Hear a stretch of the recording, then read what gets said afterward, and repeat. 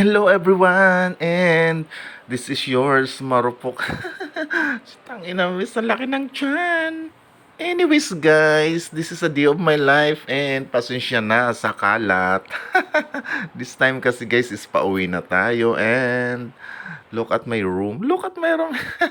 And ito na nga pala guys ang view pag andito ka sa taas and yan, yung nakikita mo lahat is yan yung view from Azori, North Pampanga. So, ayan, di ba? Ang ganda ng view, guys. Super relaxing and wala ng stress. And before that, guys, nag-prefer na pala ako ng ating mga lulutuin and prinito ko muna yung tilapia dyan kasi magugulay tayo. So, ayan na lahat. Prepare na lahat ng gulay na ilalagay natin mamaya. And then, ginisa ko muna yung mga sahog. Ayan. So, merong konting tabayan and here we go guys. This is the gulay.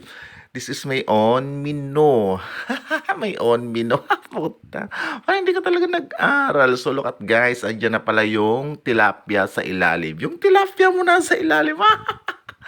Sorry guys. So, ayan na guys. So, wag natin lutuin masyado kasi pag once na overcook, parang, di ba, hindi na gaano ka sarap.